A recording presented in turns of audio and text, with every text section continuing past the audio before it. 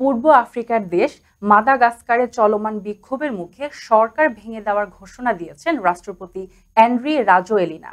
দীর্ঘদিনের বিদ্যুৎ ও পানি সংকটের প্রতিবাদে গত বৃহস্পতিবার থেকে তরুণদের নেতৃত্বে এই বিক্ষোভ শুরু হয়, যা রাজধানী আন্তানানারিভো ছড়িয়ে ৮টি শহরে ছড়িয়ে পড়ে। বিক্ষোভকারীদের স্লোগান ছিল, আমরা বাঁচতে চাই, কেবল জীবিত থাকতে চাই না।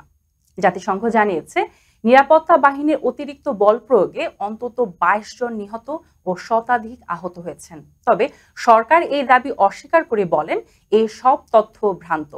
সহিংসতা বাড়ায় রাজধানীতে কারফিউ জারি করা হয় এবং রাবার বুলেট ও টিয়ার গ্যাস ব্যবহার করে বিক্ষোভকারীদের ছত্রভঙ্গ করা হয়। রাষ্ট্রপতি জানান, প্রধানমন্ত্রী ও সরকারের দায়িত্ব শেষ করা হয়েছে এবং সামনের ৩ দিনের মধ্যেই নতুন প্রধানমন্ত্রী নির্বাচিত হবেন। বর্তমান মন্ত্রীরা অস্থায়ীভাবেই দায়িত্ব পালন করবেন। তরুণদের সঙ্গে আলোচনার ইচ্ছাও প্রকাশ করেছেন তিনি। বিশ্লেষকরা বলছেন, এটি ২০২৩ সালের পুনর্নির্বাচনের জন্য রাজা এলিনোর জন্য সবচেয়ে বড় রাজনৈতিক সংকট।